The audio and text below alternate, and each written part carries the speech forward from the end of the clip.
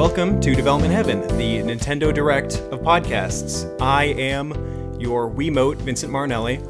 And I'm your nunchuck, Glenn Cagle. It's a design podcast where the two of us talk about development hell and all the changes your favorite pieces of media go through. This week we're doing a whole thing on controllers, Glenn. But I wanted to talk about first the fact that this is the earliest we've ever recorded. Yeah, I'd say so. We've got you. Glenn, we got you moved into a new permanent location. New permanent location, yeah. For recording. It's also the old permanent location. Sure. We have if you notice any increase in the audio quality, we have begun to, I've started soundproofing my studio, and you have a brand spanking new pop filter. I have a brand spanking new pop filter. I can say my P's as loud as I want now. That's good. So before you tweet at us congratulating us on our audio quality, just throwing that out there. And I know what you're thinking, right? Isn't good audio kind of a basic requirement of audio professionals? To which I'd say we're not professionals.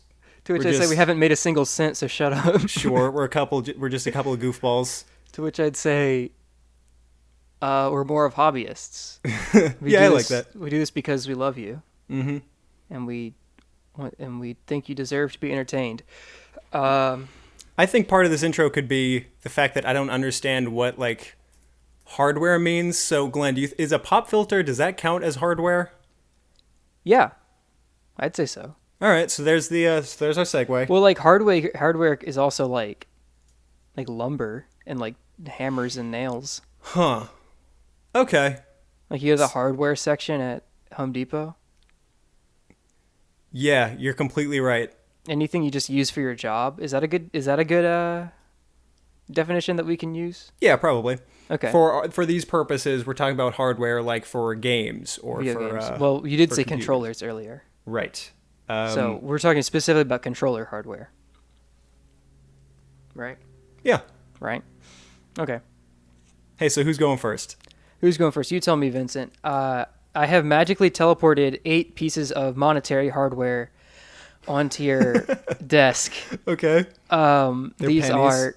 These are pennies. Yes. United States pennies with the Lincoln Memorial on the tails side and old Abe himself on the heads side, worth 1 cent. So they cost more to make than they're worth. But that's not our problem, is it? That's not what we're here for today. Yeah. There's a little bit of facts for you. Mm-hmm. They also smell. I mean, they're coated in copper, so they make your hands smell like copper, and they can turn green and stuff. It's gross. But anyway, what I wanted to talk about today is some of the earliest pieces of game hardware, some of the earliest dice. We've talked about this in episode 1, mm-hmm. But some of the earliest dice were made out of bones, but usually they had to do with the orientation they landed in, and a lot of times it was just yes or no. There was no not like when you roll a die and you can get 1 through 6 or whatever. Mm-hmm. Forget that. Most for early dice, they could paint beans, one side of them black and leave the other side unpainted. And then you flick it up in the air and it lands on the bean side or the black side. Yeah. So, if you wanted a number, you would flip multiple of them, flip 8 beans, and the number that land on the black side, that's the number you get. You know what I'm saying? Yeah. Okay, so that's what we're gonna do. We're gonna throw these pennies up in the air. In front of us are some bean simulacrums. Yes, and whichever way they land, if they land on the heads, that's 1. If they land on the tails, that's 0. A bunch of little D2s. Okay. All right. Cool. We're going to roll 8d2, and that's how we're going to decide who goes first. All right. I'm shaking my pennies. Mm-hmm. Shaking my pennies, and that made a good sound. 1, 2. So heads are 1? Heads are 1. I got 3. I got 5. Damn. All right, cool. Glenn's turn. Okay, so I guess I'm going first then. Yes. Oh, and the Crunch Boys are back. The Crunch Boys are back. So I just wanted to, it's important for branding. Yeah, I guess it is. We're here. We're the Crunch Boys. We're back. The boys are back in town. Yeah. Glenn, what do you want to talk about today? I'm talking about I got a variety of things I want to talk about, but the main like central focus here is is Microsoft's Xbox controllers. Okay. Specifically, I wanted to start off with talking about the development of the Xbox One controller. Interesting. Yeah. Doesn't the Xbox One controller look like the rest of them? Yes. Okay. It doesn't look that much different from the other ones, which is odd, or that's what makes the fact that they spent over $100 million to develop it quite surprising. Wow. Yeah, and it's not like this was development hell or anything. That's just how much money Microsoft has.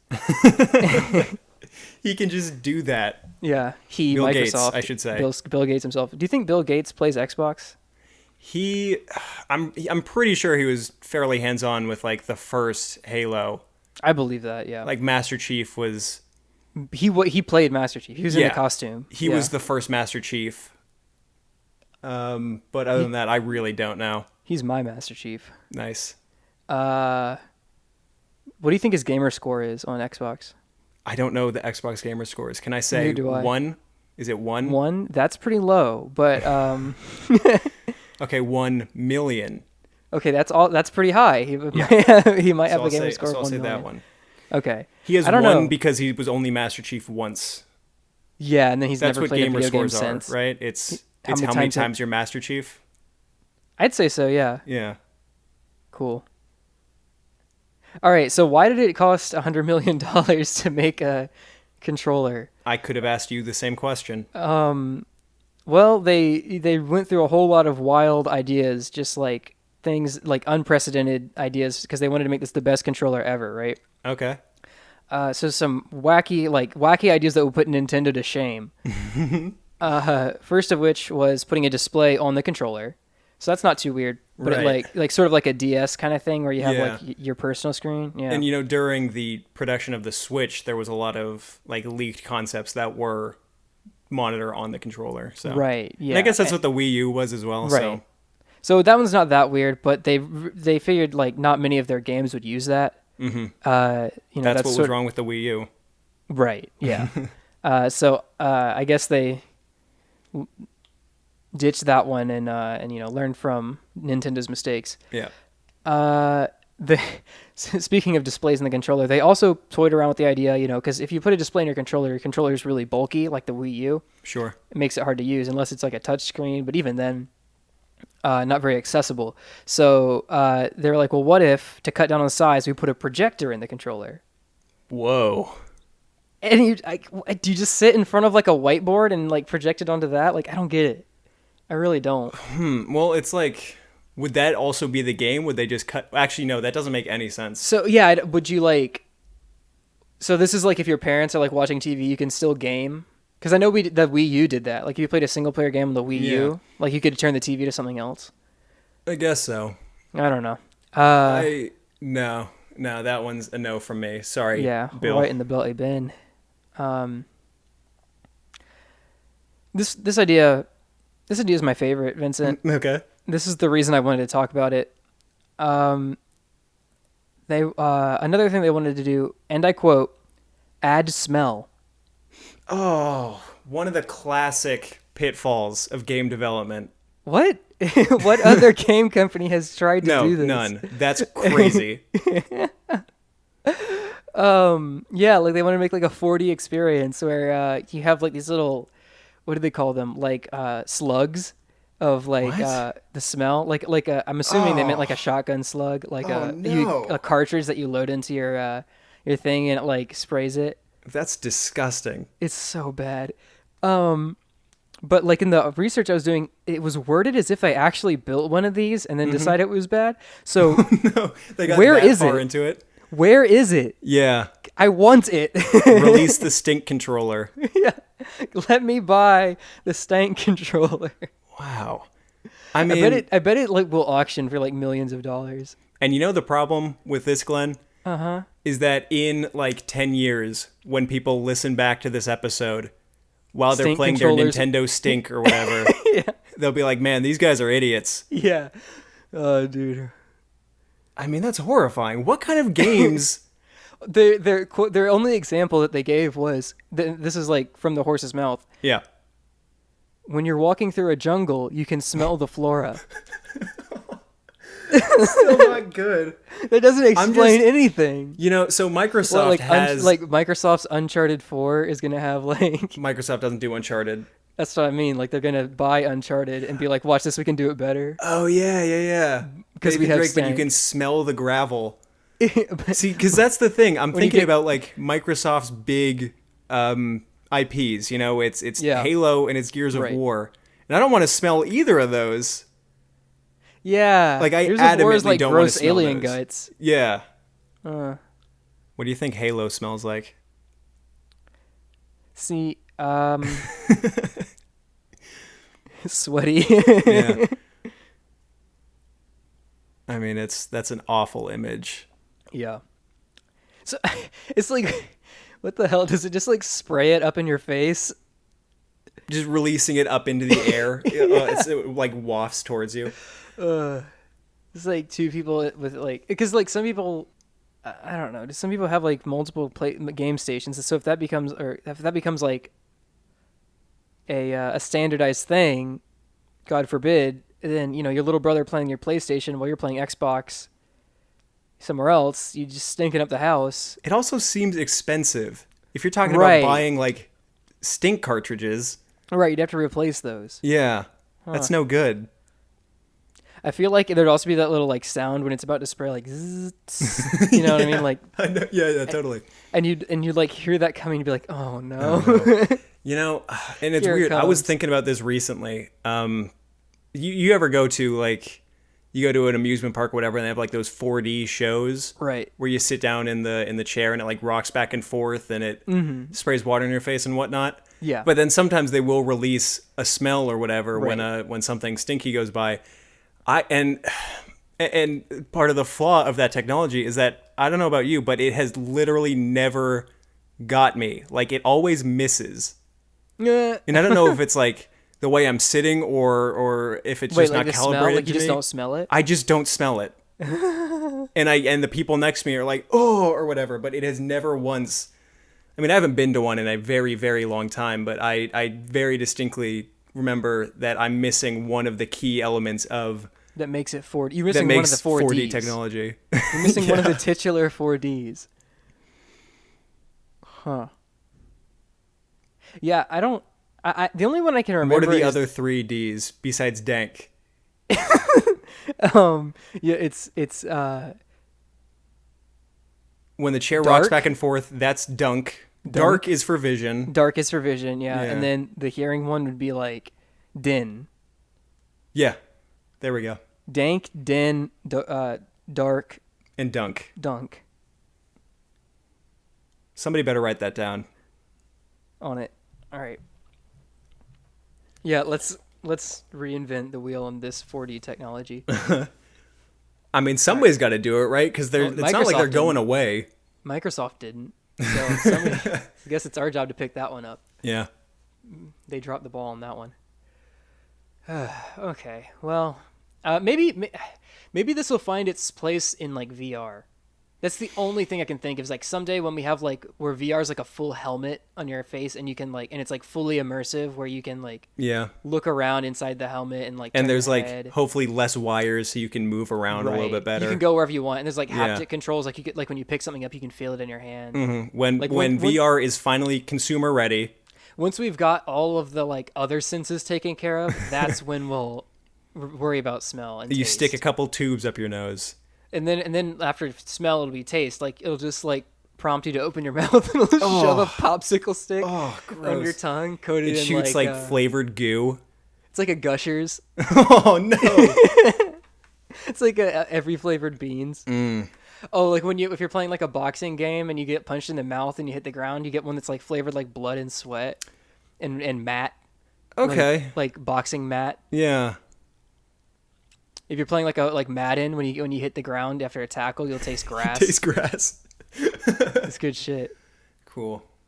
Dentist simulator, you can get like the fluoride taste. That wouldn't be that bad, actually. Yeah. That's the first one you said that made sense. Damn, dude. I'm into it. I'll invest. It's not like they need it. They already spent $100 million. Sharks, for a small investment, you two will get the Goo controller. The Gootroller. The Gootroller. Shoot our goo in your mouth. Not to be confused. Come on, man. Not to be confused with the Troll Gooer, which is for spraying trolls with goo. I haven't heard of this. Well, I made it up just now. Oh, I see. So, like, when you're on the internet and you've seen an internet troll, you can hit them with that Gootroller. Troll Gooler. Ferris Bueller, Gold Truller. Sure. See, Yeah, I I'm wouldn't into invest in that one. Okay. Well, I'm 1 for 2. I'll quit while I'm ahead. Is that like the step up from swatting? You just shoot them with goo? Just shoot them with goo, Yeah. like via the internet. Right. Yeah, I guess so. What do you think internet goo tastes like? This is a very sensory episode, I think, so far. Well, what about like? Well, I've heard of internet gas. I haven't. Is that from like the? It's not. Oh, New is that Mutants. that stupid Marvel thing? Yeah, it's that stupid new Marvel thing where Yeah. the guy like got sprayed with internet gas, and now he has like internet powers. That one also probably smells sweaty. Oh yeah, so sweaty, so Yeah. sweaty. You want to do more with controllers? Yeah, let's talk about controllers. All right. We're talking about like VR Mm-hmm. and like haptic controls being a thing. Yeah. And like honestly, like that makes the most sense. You know, we've got sight and sound down. You know, some games even have like a surround sound kind of thing where you can, if you've got the speaker system to support it, you can hear things all Yeah. around you. Mhm. And you know, plenty of games graphics are through the roof right now, especially with like PC gaming. You can get as high def as you want. Mhm.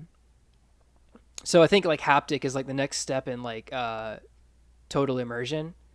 And so I guess they kind of they were going for that a little bit with this controller because they totally revamped the way the rumble controls work, the rumble okay. feedback. Yeah. So instead of just, you know, most controllers, and like the Xbox 360 controller, etc., just have the one rumble, the one vibrator.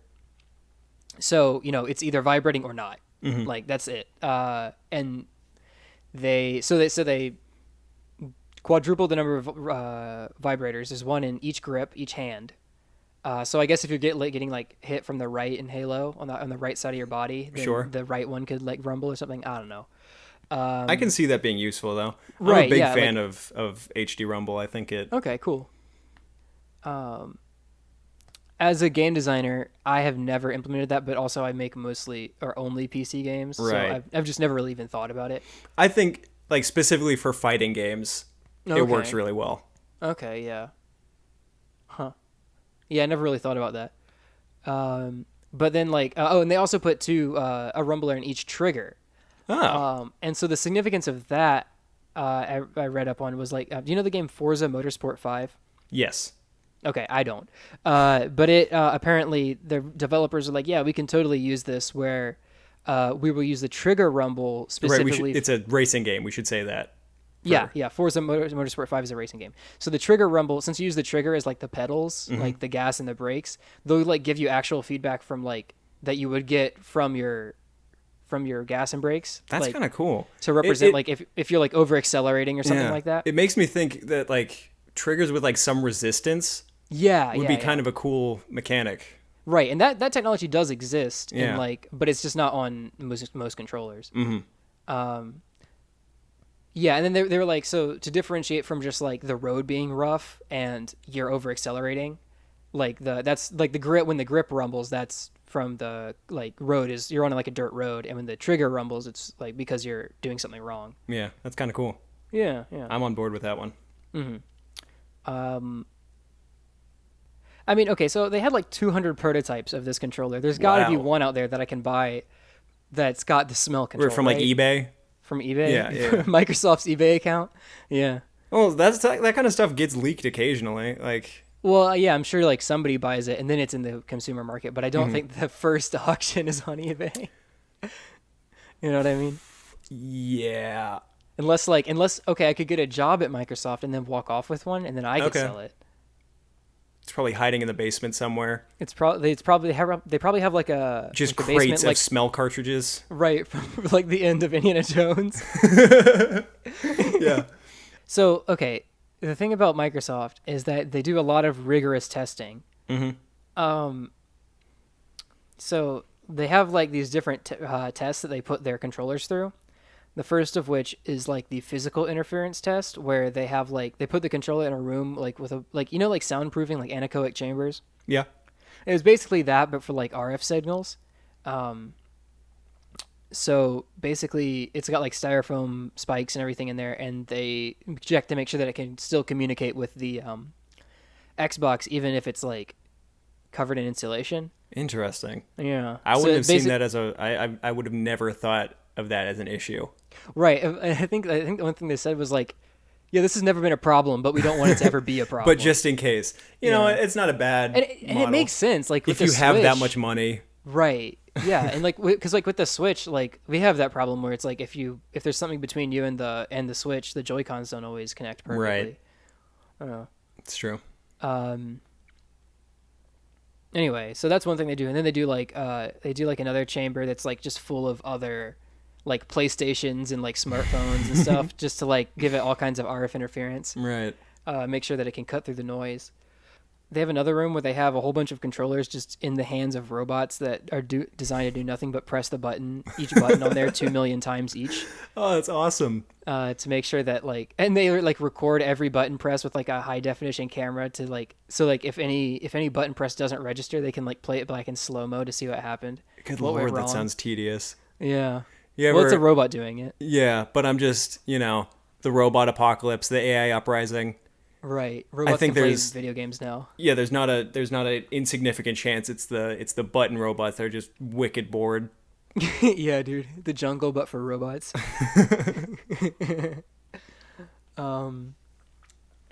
Yeah, and they like do the stick flicks to make sure those are accurate and consistent, and then they have like another robot that just like shakes it around a whole bunch just to make sure that when you're like shaking around the buttons don't accidentally get pressed. Okay, makes sense. Anyway, that's their test bed. Hey, another thing that Microsoft did when they were designing this controller, this was on their Wikipedia page. They said they aimed to. I'll just quote it directly. Microsoft found that by aiming the size to fit an 8-year-old's hands, they were able to make the design fit a larger section of the population, and thus features more sculpted grips. I mean, they could have said that any other way. No, only 8-year-olds play Xbox. Yeah, it's true. Yeah, I don't know. 8-year-olds and... No, I don't have a joke. I was going to say gamer girls, but that's not very funny. Because it's actually just true. Yeah. Hey, apparently, like, that test facility I was telling you about? They, so they wanted to test to make sure like the controller is durable, right? So they have this setup where they drop it like from about 4 feet onto concrete to test its durability. Okay. However, they have like a separate lab for this, and I quote, "The space was too small." What? So the entire lab that we were talking about. So either this is a typo, or the entire lab that I was just telling you about with like the button pressing robots and all that is less than 4 feet high. Yeah. Okay. Yeah. Something tells me that was a misquote. There's something wrong there. Unless they wanted to drop so many controllers at the same time. Like they needed to test what would happen if one controller fell on another controller. Fell onto another controller in mid-fall. Yeah. And then that one fell onto another controller. And what happens if you throw 2 controllers against each other? Well, that's just awesome. Controller out of a cannon. Yeah. So little controller circus. Yeah. With the controller acrobats. It's to keep the button robots entertained. Yeah. Okay, I get it. Pan Am and circus or whatever. Rise up. Or don't. Or don't. Yeah, please. So here's some other weird things that Microsoft did. Have you ever heard of the Xbox chat pad? No, not at all. So they had this attachment that you could go ahead and Google it, just see what it Oh, looks like. okay. They had this attachment that was like just a whole ass QWERTY keyboard that you can plug into the Xbox controller, and it fits Oh like my between the God. two grips, Yeah. and you can just type, and And it's it looks for like a BlackBerry. yeah, Little BlackBerry exactly. keyboard. Yeah. It's hideous. It's so weird looking, but I mean I get it. Like typing on a console is annoying. Mm-hmm. The thing is, it's a little redundant because you can just plug a keyboard into an Xbox. It has Yeah. USB ports. Yeah. Yeah. I don't know, man. And also voice chat.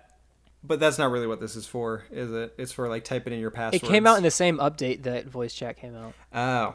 So I'm guessing, yeah, you're like for now that like accounts are a thing, like you're gonna have a lot of accounts that you're gonna have to be accessing. Okay, but I am looking don't at know. some packs that are, it comes with the keyboard, chat pad, and a headset. Right. So they knew what they were doing. Yeah, well, they're connecting gamers, like, keeping us connected. Mm-hmm. This Before is before we- its time, Yeah. Vincent. This is before any of the COVID, and you know. Yeah, not like we didn't have other ways to communicate. Hey, I don't know, man. There's no drivers to use the chat pad with with a PC, Okay. which is a shame.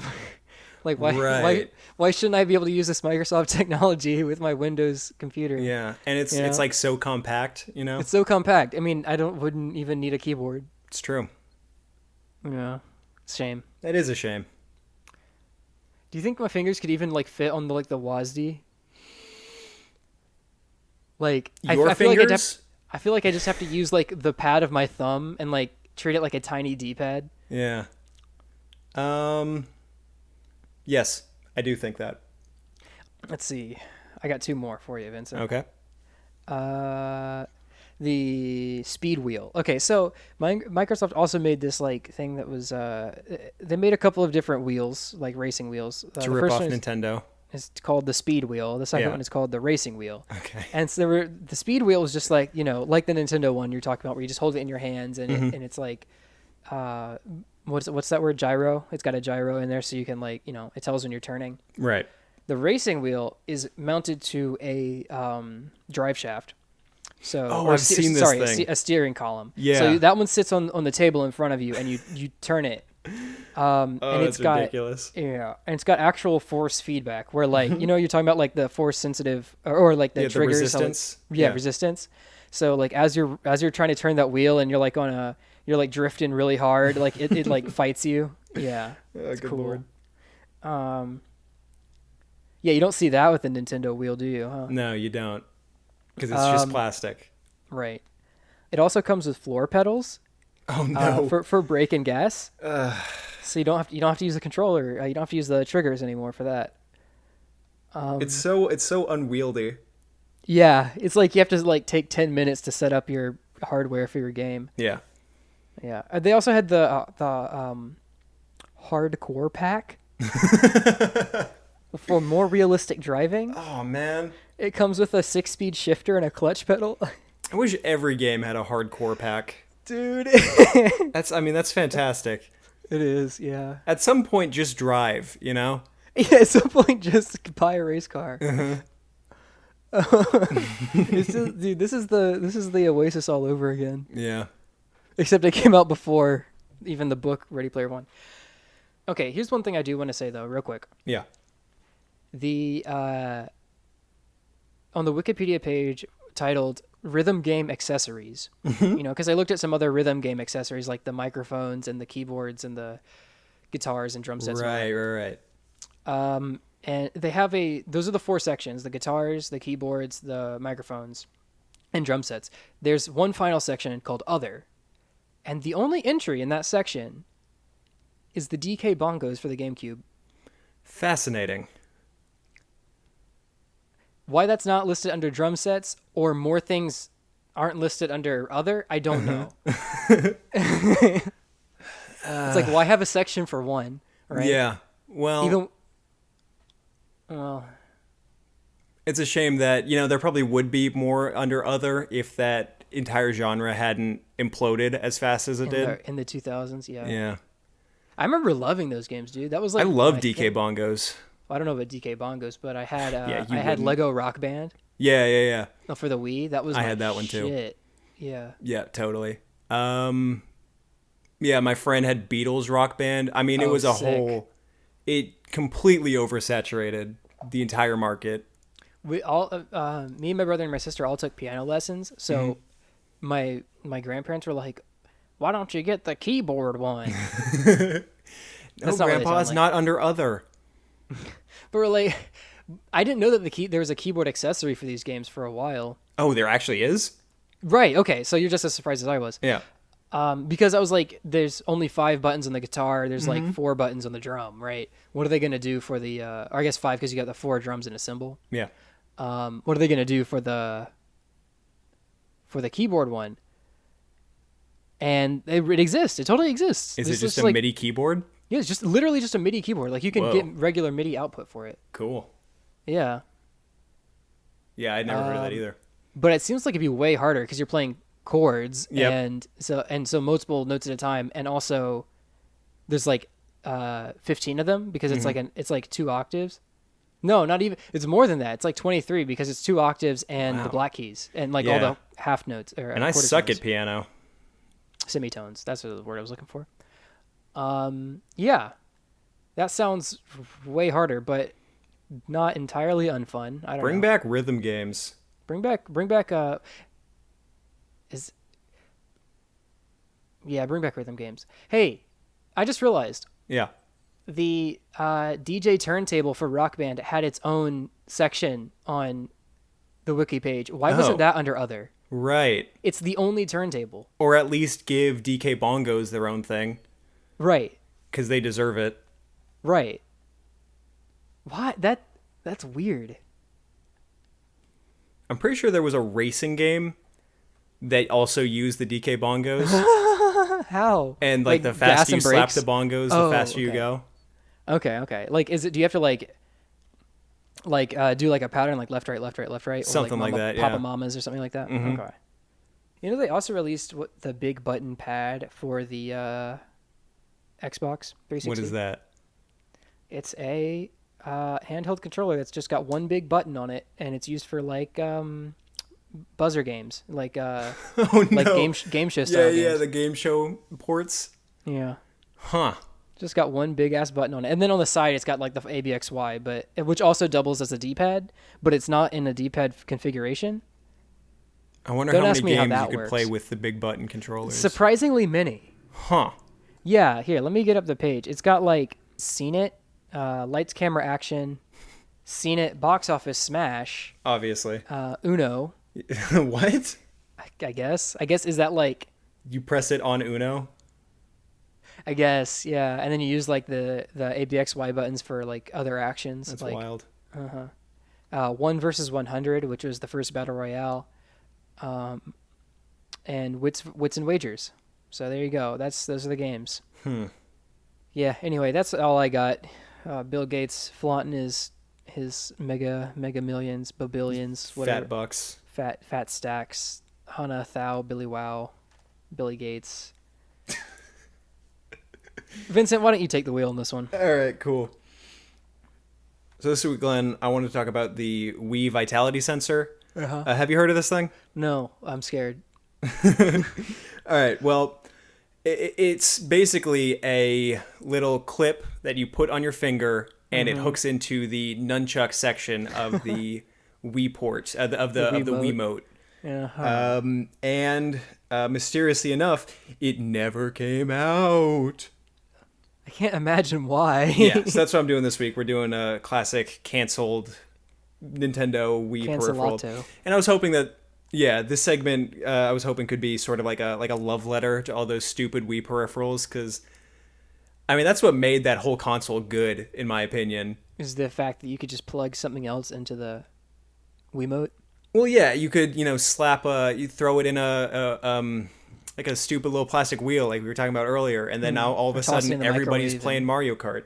You know. Like it was like it did a weird appeal to the consumer that I feel like video game companies don't normally do. Yeah, I see what you're saying. Yeah, normally it's like, oh, you want to have more than one player? Buy another $60 controller. Yeah, right. Yeah, I get And it. it's like, yeah, there's a And then, whole and, culture around video games. It's like this is sort of only for a certain amount of people. And right. the special thing about the Wii is that, oh, hey, I know what a wheel looks like. Anybody could understand this. Yeah, You know? yeah. I dig it a lot. I mean, Wii was the only console I had growing up. Yeah. And, you know, you're talking about like accessibility. I mean, it's built right into the design, whereas like most controllers are built for right-handed people. The Wiimote can be It's for anyone. whichever way. Yeah, you can just Yeah, for swap hands. And you know, Nintendo did that whole thing where they sent those Japanese businessmen to your house to hand you the Wii, which was a nice touch. Yeah, that was weird. Wii commercials were a trip. Yeah. That I whole remember there was era one where like the back of somebody's head was just open and it had like people playing video games inside it. No. You remember That's that? disgusting. That was weird. I remember the weird PS2 or PS3 baby commercial. I don't remember that one. That's not what we're here to discuss, but there's a commercial where it's like, and I've heard the reasons because basically PlayStation, I think it was PS2 because the PS1 did so well that they were like, we don't even really need to bother marketing, so they did like really weird things where it's like a baby doll, like a possessed baby doll, is like in an empty room with a PlayStation 2, and it like crawls up to it and starts crying. What's the point of that? Yeah, it's a good question. Guess I should ask Mr. Sony himself. Yeah. Yeah, I love how this commercial like it opens with them driving past a cow, like so just to show you that they're in America. Right. Like yeah. like Sakurai hits the road. You know, it's not. Okay. Who's the guy that's in charge of Nintendo? It was Iwata at the time. Iwata hits the Satoru road. Iwata. Yeah. I'm going to be talking about Satoru Iwata a lot during this one. So I'm going to start with the vitality sensor by setting up a little timeline for you. Okay. I guess it's just a three-prong timeline. So it's more like a bulleted list. Bulleted list. Ordered A good bulleted old-fashioned- list. Numbered list. Numbered list, yeah. Okay. Where So the number numbers of one. the year that it came out. Yes, number one is 2009. Okay. So transport your brain back to 2009. And it's E3. So it's E3, Nintendo's E3 presentation 2009. The late and great Satoru Iwata, who was, like I said, president of Nintendo, comes onto stage and plays a short little video clip of just him sitting down with the vitality sensor clipped to his finger. Mm-hmm. And he starts talking about, well, that video is playing the capabilities of the vitality sensor. So what it does is it measures your pulse.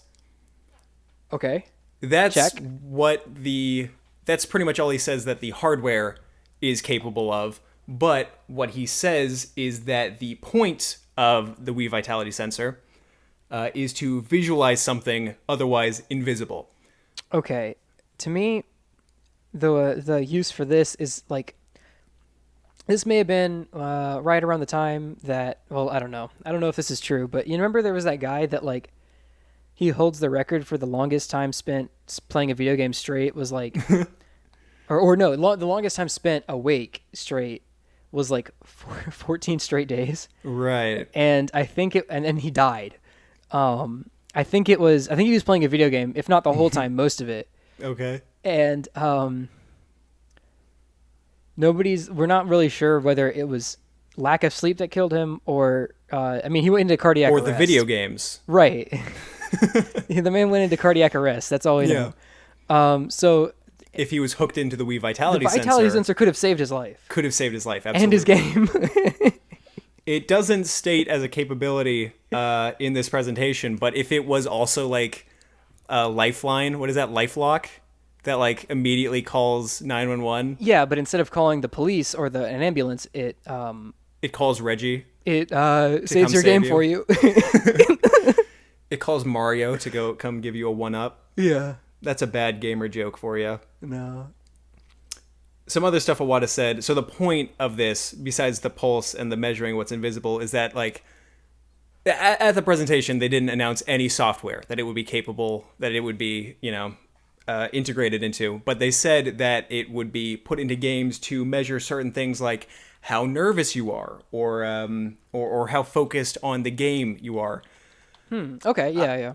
I, Sort of I- like those I- brainwave sensors. Yeah, to me, I still don't really understand how that would enhance the game experience. But I want to save that judgment until we see the games that he's talking about. So, second point in my numbered list, it's 2010, and over the year, I don't know if it was through Twitter or whatever, but Iwata has mentioned numerous times that during the 2010 E3, he will be showing off games that utilize the new vitality sensor hardware. Okay, did that During happen? E3, he doesn't. Nice. Nintendo shows off no games. Nothing is even mentioned about the vitality sensor. It's they're weirdly silent about it. I think shortly afterwards, when they were asked, from Nintendo, a spokesperson had said that it just didn't feel like the right time to show it off. Whatever that means. Yeah, okay. And Nintendo, it's not uncommon for them to delay things, if it isn't working the way they want it to. But that is... As they should, yeah. Yeah, that's unfortunately the last we hear about the Wii Vitality Sensor for 3 years. But in 2013, after no word for 3 years, Nintendo officially announces that the Vitality Sensor is completely canceled. Nothing will be released about it, and Iwata says that it was because they couldn't get it to work as expected. I see. He has an estimate. Does that mean here. it just didn't track your heartbeat? It seems like it had one job. Well, what Iwata said was that according to his estimates, that it worked with 90% of users. Okay. But Nintendo, the good old fashioned seal of approval, they were like, this has to be at 100%. 99.9 or nothing. Yeah, it has to be everyone, or it's not worth it. They When everyone has a pulse. No one does. Yeah, it's pulsist. Yeah, kind of lifist. I feel like they're really excluding rocks. I wonder if they got. They're excluding all life that's not animal. Right, all non-carbon based life forms. Well, also plants and fungi Sure. and insects. And those are in the animal kingdom. Those are in the animal kingdom, and they have an open circulatory system. So what about their thing? You know how when you boot Kinda up a pissing me Wii off. game for the Wii balance board or whatever, and it's are you a male or female to kind of gauge certain Right. things? Are you a human, deer, garden shrub, mushroom? Shiitake mushroom. Yeah. Yeah. Are you a lichen? Yeah. Hey, so I'm looking into it right now, and the dude that I got the story wrong. The record holder stayed for the longest time spent without sleeping is held by this guy named Randy Gardner, who was born in 1946. He stayed awake for 11 days and 25 minutes. And he's still alive. He's 73 or 74 now. Okay, so who are you talking about? I don't know. I wish I knew his name because I remember hearing the story. It may have been a goof, oh man, this guy, in a TV show, that's not an uncommon goof. So it could have totally been something like that. Okay, if nothing, we're all about factual accuracy here on this show. That's a lie. We ain't no newscast. Yeah, no. Apparently, Randy Gardner stayed awake for 11 days. On the 11th day, he was asked to subtract 7 from 100 repeatedly. So start with 100, then go to 93, then 86, and just keep ticking it down by 7 until he got to 65, and then he stopped. And they were like, "Why'd you stop?" And he was like, "Oh, I just forgot what I was doing." So that's cool. That's real. Yeah. He could have been playing video games. Yeah, he could have, but video games were inaccessible at the time because they were on basement computers. Yeah. like 3D tic-tac-toe and Space War. Nice. I wanted to prove that bad things didn't happen if you went without sleep, said Gardner. I thought I can break the record, and I don't think it would be a negative experience. Jesus, dude. I mean, the dude's got drive, right? He's got drive. Yeah. Apparently, his brain started to go through short micro sleeps. Okay, I've heard of this before, yeah. It is difficult to determine the accuracy of a sleep deprivation period unless the participant is carefully observed to detect short micro sleeps, which the participant might not even notice. Right. If there's one thing to take away from this episode, don't do that. Yeah, the Guinness Book of World Records intentionally does not keep a record for voluntary sleep deprivation because they don't want to encourage people to do it, to try it. Yeah, that's smart. Mm-hmm. I appreciate that. Do grow your nails out for like 20 years, though. That's totally healthy. Be sure to, actually. Uh-huh. So the one thing that I find weird about this whole vitality sensor debacle is that they never... The one thing. No, there's just one. And it's that they never said what games it would be. Well, I see Tetris here. What do you mean? It says Tetris 64. It's got the cartridge and the vitality sensor in the package, but I don't know what you would use that for. Huh.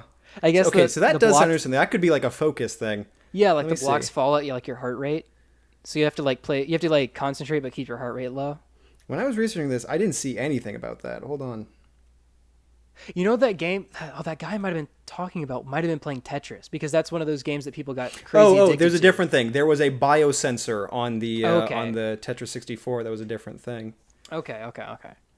It was only available in Japan. It only worked with Tetris 64. It measured the heart rate, and it didn't do anything else in the game. Yeah, that's hilarious.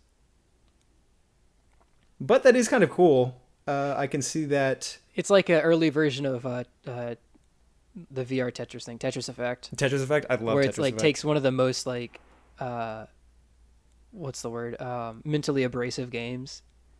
You know what I mean? It's true, yeah. Like people, like Tetris is notorious for being like one of those games, like one of the first games that people like couldn't stop playing. Mm-hmm.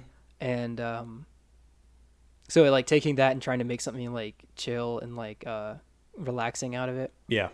I think that's cool. Dreamy. Yeah. It's cool. Dreamy is not the right word. Vaporwave. Doesn't matter. Vaporwave. Yeah. Mm-hmm.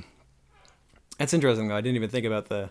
But see, that's still it has nothing to do with the gameplay. Where well, it'd be cool if like the speed of the block, like you know how it like ticks at like discrete frames. Mm-hmm. Like it ticks down on every heartbeat or something. Right. I don't know. Well, so that's what I wanted to do here. Okay. Let's do that thing where we take like canceled projects and pitch a better version of them. Yeah, that thing. So this week, let's come up with a game that takes advantage of the hardware for the Wii Vitality Sensor. Not Tetris.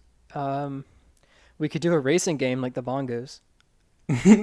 But it has to do with how fast your heart is going. Yeah, so you like run in place to like get your heart rate up, or get really scared.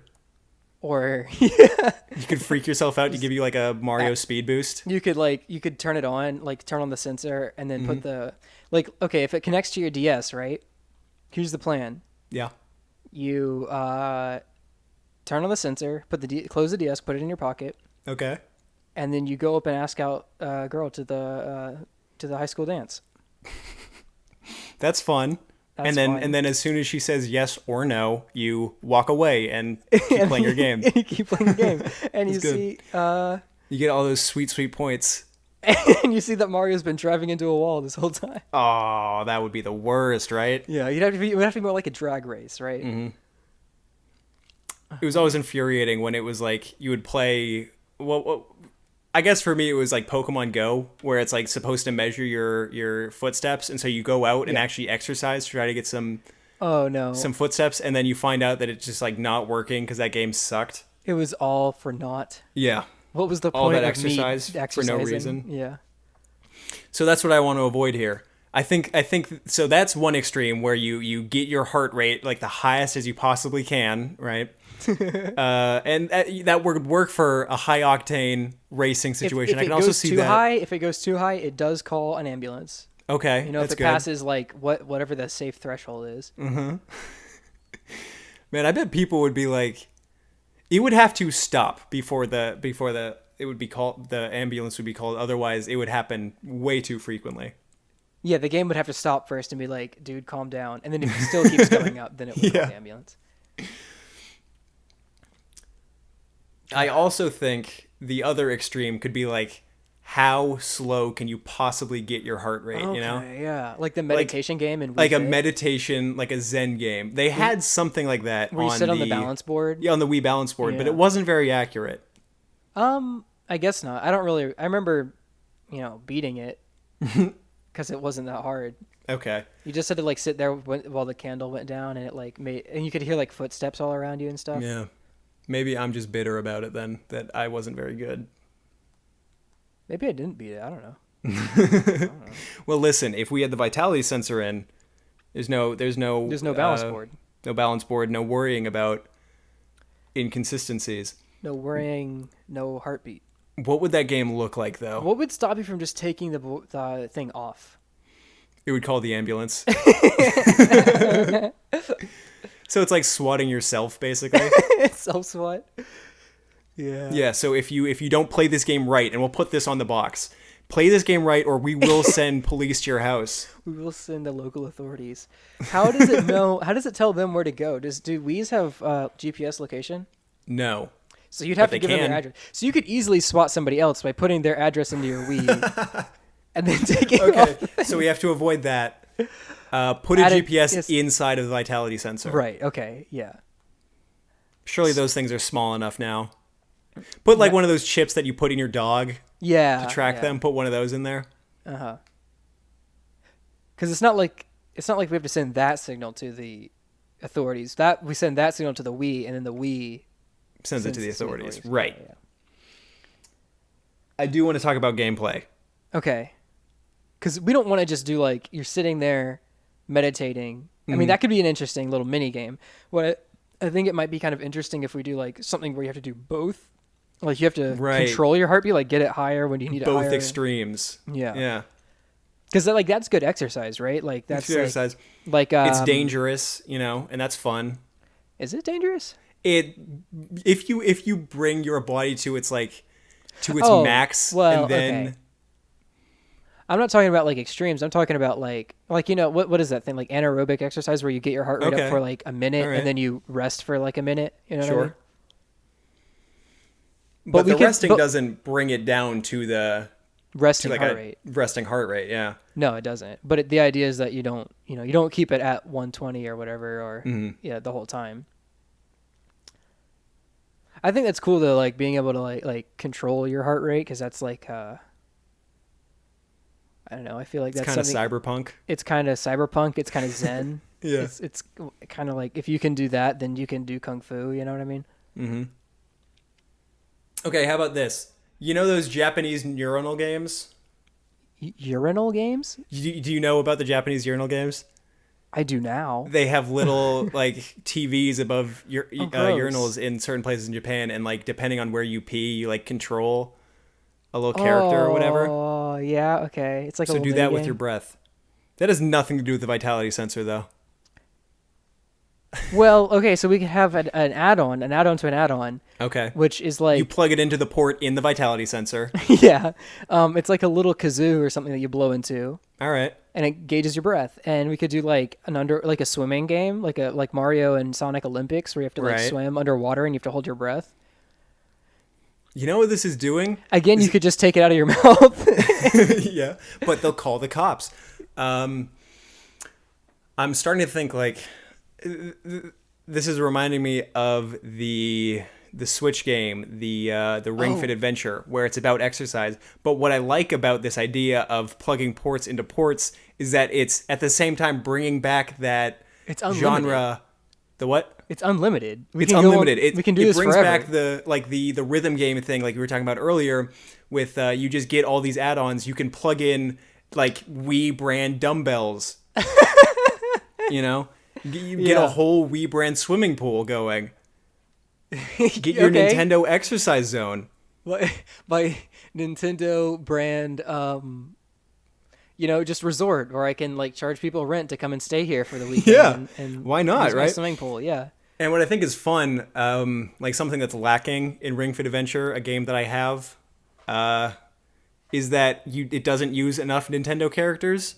Okay. Like if I was exercising and that made Mario run, Yeah. that would motivate me a lot more than the game does right now, you know? No, the thing I remember them like when they added the Mii's or when the Mii's became a thing, it was because they thought that like they did this study and they found that if your character looks like you and is also fit, it's more likely to make you want to exercise. That's real probably life. true. Yeah. Yeah, it's just sort of like that wish fulfillment, or that's not the word, but like self projection, I guess, or self image. Yeah. So, but nothing defines like the peak performance than Sonic the Hedgehog. Right. He's got those like red shoes, and and I'm thinking of all the. I know he's not Nintendo, but of all the, he's tangentially related. I think they can drop their and you know what, there were there were Sonic games on the Wii, so if there was any character that kind of embodied this idea of like the extremes, like the heart rate extremes, it's Sonic the Hedgehog, right? Yeah, I mean, Mario, no offense, but he's a little chubby. Mm-hmm. Sonic, he's cooking. Sonic's cool, dude. Sonic is cool now. He's fast. That's it. But he is, Do you think he can? Do you think he lifts? Definitely. Isn't he like 15? No. How old is he? No idea. He's he could totally be 15. A kid. I don't he's know. Totally a kid. Mario's like 29 or something. Mm-hmm. 25. So here's what I'm thinking. If we have a set age for Sonic, that could theoretically make particularly younger players or older players kind of feel discouraged. So what if you play as Sonic the Hedgehog at various stages of life? Okay, yeah. It's like first in an egg. Yeah, you you input that age like you would with a Wii Fit, like the balance board. You input like your weight. Yeah, and then you get to kind of transform Sonic's body to look like you. Is there so that implies the existence of buff Sonic? Sure. And there's nothing wrong with that. Fat Sonic. Yeah, I've definitely seen art more provocative than that. Yeah. Are we gonna do the same thing with Amy as well? As like the female variation? No, everyone's Sonic because Sonic is peak performance. And there's no like difference in body type absolutely not. Okay. Because here's the thing. What this game really explores, which I'm already excited about, is the fact that you start out however your real life human flesh body is, but by the end of this Nintendo Presents experience, you will look like Sonic. Right. Sonic may look more like you, but more so you will look more like Sonic. Yes. So that's the end goal. Your legs are getting skinnier. your shoes are getting bigger and redder, and you're turning blue. Yes. You're turning violet. That's good. So we can... You're turning violent, Violet. I like the idea of the goal of this game now has to do with heart rate, obviously, because you have to get your heart rate up to be like Sonic. But also, by the end of the game... Your heart rate is just always up. Your heart rate's always up, and you get as your in-game character starts to look more and more like Sonic, you will in real life. Okay, but it's kind of like Ready Player One, where at some point you earn enough in-game currency that you can just order the shoes in the game, and they come to your house in real life. Right. And the shoes are a plug-in as well, obviously. Okay, yeah, and it's like it counts your steps, obviously, and your foot sweat. Sure. Why don't we have a valuable measurement? So we talked about, right? We had like a heart rate meter. Why don't we have like something you tape to your armpits? That's like vitality. Yeah, sort of. And then like when you go into like back to what I was saying about like asking the girl out to prom, or guy, you walk up to her strapped into your Sonic shoes, shoes, sweat sensors under your armpits. Yep, it's like you plugged in a T-shirt, right. Basically. But it's a blue T-shirt with like the This is marketable because it's disposable. So like you want to use and then you throw it away and you have to buy a new one. And you have to buy a new one. That's good. Yeah, and you can buy them in like packs, like at Costco. Like bulk. Yeah. Yeah. Okay. I like where we're going. All the way Now, strapped as a female in high school, or anyone who's attractive, you'd have to think about this. Like this is like you'd have anytime somebody asks you out, you have to be do they really want to go out? Right. Or and it becomes like a mind game. Are they just trying to get their Sonic on? Are they just trying to level up their Sonic character? Now, both could be true. Yeah. But is that what you want? Yeah. Something you have to ask yourself. Right. And see, what's interesting about that is, do I want to say yes to this person? Actually, there's no question, because if they look like Sonic, they will say yes. So there's no point to this discussion. Yeah. Huh. Man, there's no way we can't make this. It seems like a really good idea, right? It seems like a no-brainer. It seems we would make. The problem is that it's a little complicated. No. Just in your plugins have plugins. That's plugins and plugins, and that's easy, That's easy, yeah. The problem being that Nintendo could barely get the vitality sensor to work. So. Well, they just did it wrong. Yeah, you're right. No, absolutely. It's their fault. It'll take time, but everything good does. Right. Should we come up with a name for this genius idea? For branding purposes. Well, each plugin has its own name. Sure. There's a vitality sensor. When you stack them all together, it's called the stack. The Nintendo stack. I like that. Nintendo stack. That's powerful. Or the Nintendo chain. You know what? Chain is stronger. By the time you get to the end, it's just the latency from the last device is so bad because it has to go through so many other devices. Yeah. And the data gets like reformatted inside of each one of them. Yeah. The chain is good. But the chain is just a peripheral for our Sonic game. And one game, not even Nintendo. No. And by the end of it, like that phenomenon where the latency gets really bad and the data gets corrupted is known as the chain strain. Yes. And it's a feature at that point. It's a feature. You have to like think about what's the best order to chain your things together because you have to think about which device do you care about the least and make sure that one's at the end. I like that. That's good. That's some like real-time strategy stuff. Right. Yeah. You have to be a real system thinker. Mm-hmm. What do you want to call this piece of shit? Piece of shit. POS. You are POS POV point of view. You are Sonic. Okay. We didn't talk about the perspective. Is this a first person game? Is this there are many games. There are many different games. Okay, I like that. That's so like the there's best. the meditation one. There's the urinal game. Mm-hmm. The Sonic piss tracker. Nintendo Vitality. It's a catheter. That's one of the add-ons you can get. Oh. Yeah. It's like, man, your piss is extra yellow today. Let's call it Well, we called it the stack. What's the game called? Sonic. Oh, no. The chain. The chain. The chain. Sonic and Knuckles. Break the chain. Off the chain. Sonic and Knuckles off the chain. That's it. Off the chain. Okay. Cool. That's so on brand. I like it. All right. We have a game idea. We have a pitch. It's more on brand than Sonic Forces. I can tell you that much. That's topical, Glenn. Mm-hmm. Yeah, so folks, that's the show. If you want to reach out to us, our email is developmentheaven@gmail.com. If you like the show, let us know. You can do so via Twitter at DevHevPod. That's DEVHEVPOD.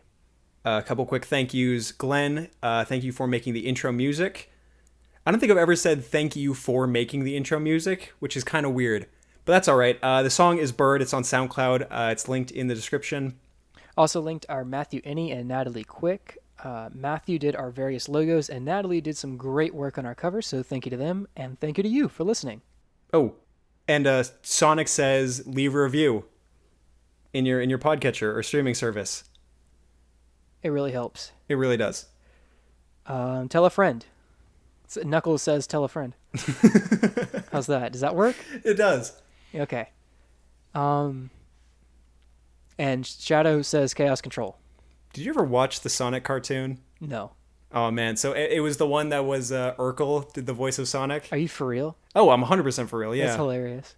What's his name? Jaleel White, I think. Is that like the classic? Is that the Sonic voice that I know? That's like, I don't know. What's a Sonic line? Chili dogs? Yeah. Yeah, that was pretty good actually. Was it? The original one, the original like Jaleel White voice is very different than the kind of cooler voice they gave him in the Sonic Adventure games. Okay, yeah. But I think for a lot of people, they haven't topped Jaleel White. Yeah, every episode of that show ended with like Sonic says, and is like, don't do drugs. Yeah, he's like don't smoke. Smoking's no good. Yeah, and that's no good. Yeah. Yeah, I remember. I have heard those. Yeah. Tails, what are you doing? I'm smoking weed, Sonic. Tails, don't do that.